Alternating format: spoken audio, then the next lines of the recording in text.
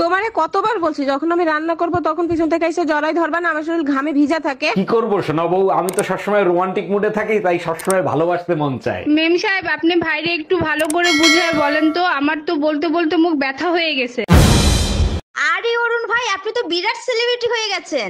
বলেন কি, তাই নাকি? তা আপনি কি করে জানলেন? আরে পেপারে আপনার ছবি চলে আসছে তো। মাই গড, তা কি লিখছে পেপারে? গোপন ক্যামেরায় ছবি তোলা মসজিদের জুতা চুরি করার সময়।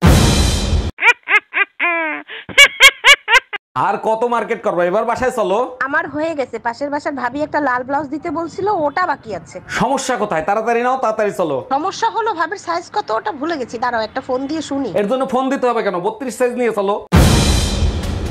কথা দাও, আমি যদি কখনো মারা যাই তাহলে তুমি দ্বিতীয় বিয়ে করবা। ঠিক আছে, তুমি যখন এত করে বলছো, দ্বিতীয় বিয়ে আমি করব। নতুন বউরে আমার খাটে শোয়াবা, আমার কাপড় চোপড় পরাইবা, তাই না? সব নতুন কিনে দেবো, কারণ তোমার জামা কাপড় ওর গায়ে ঢিলা হয়ে যাবে।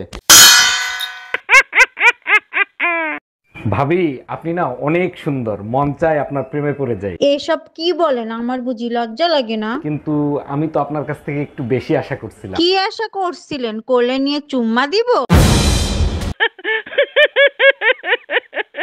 আরে অরুণ ভাই, বছরের শুরুতে হাত ভাঙা ফেলাইছেন, তা কিভাবে হাত ভাঙলো? আর ভাবি বললেন না, 31st নাইটে একটা মেয়ের হাত ধরে নাচছিলাম। আমিও দেখছিলাম, অনেক সুন্দর নাচছেন, তা হাত ভাঙলো কি করে? শুধু আপনি একা দেখেন নাই, আমার বউও দেখে ফেলাইছিল।